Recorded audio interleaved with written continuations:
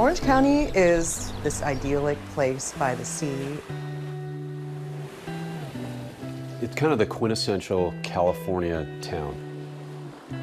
It's palm trees, it's pretty people, really like the California dream. The beach, the surf, the sand, Disneyland. Very relaxed, laid-back attitude. Surfing, sun, a lot of wealthy areas with very little crime, but it's also very socioeconomically diverse. Orange County, there's no other place I'd rather live. One of the people living that California lifestyle, 23-year-old Julie Kibuishi. A free spirit, she's a dancer. She's like the epitome of the new American girl. Hey, hi. I had two boys very close, and then I was told that I'm gonna have a boy. So you thought you were gonna have a third one. And it was a girl, and she was born on Valentine's Day. It was so special.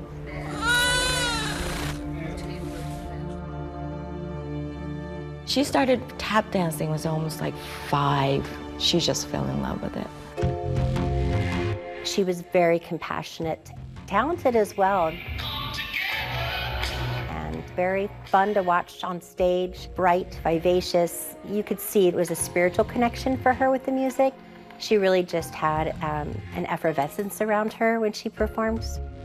She was a Japanese American. Her family brought her up to respect her culture, but she could also poke fun at it too.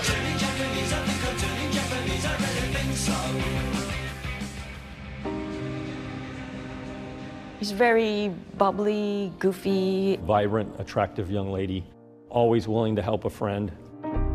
She had a zest for life, a passion for her art, and everybody loved Julie.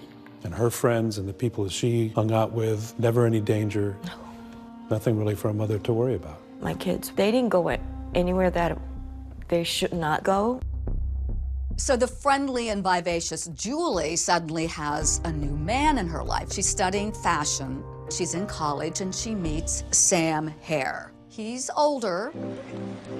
Oh, hell yeah, this is riding in style, bro. I hope you're taping this for my mommy back home. And she said, there's a guy in my class that used to be in the military. He's a big guy, but he is like a teddy bear.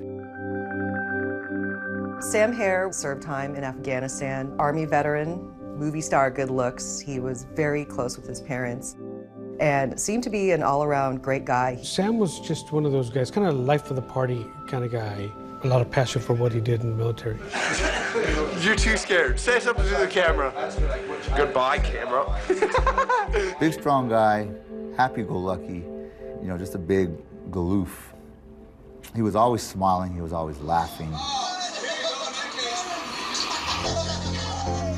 So Sam volunteered to go to one of the most dangerous places in the world, Camp Keating, right on the border of Afghanistan and Pakistan. Hey, Olsen, keep giving him some down low. There, you're doing good. He served on top of our observation post.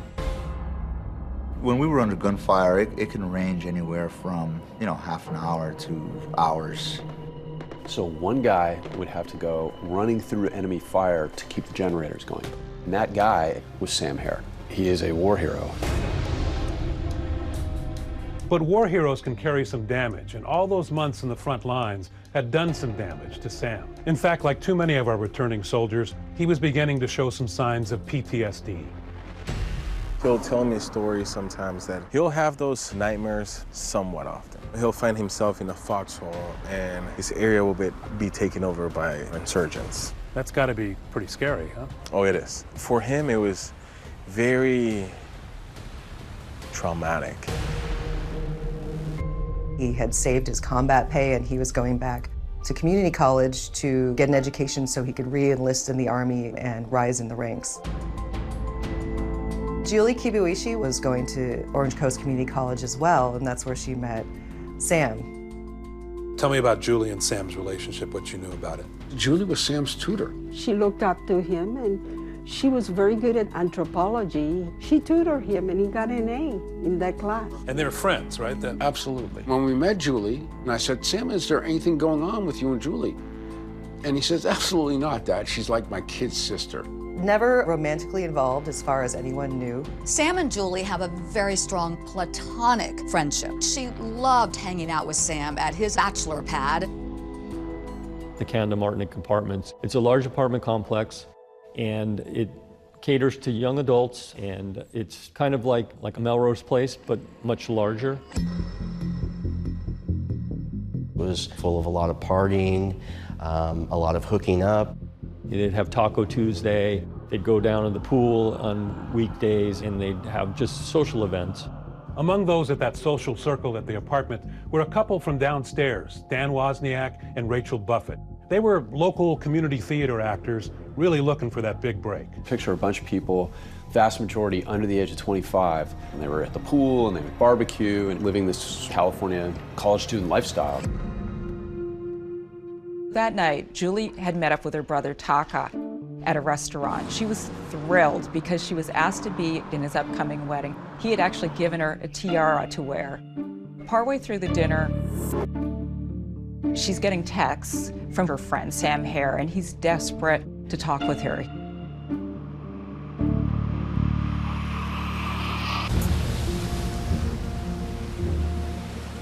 Saturday morning, I woke up and I saw her room's door was open and she's not home. I kept texting her, but I didn't get a response.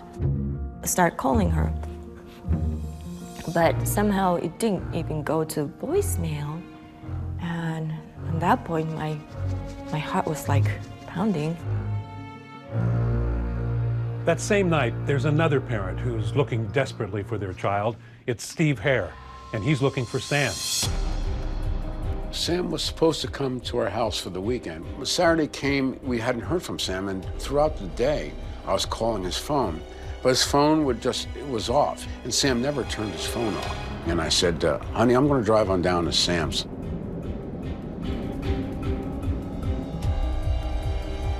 Dad goes to the apartment, goes in, the living room appears to look fine to him, but he gets to the bedroom, and there is a shocking discovery. Your mind is going, what's happening?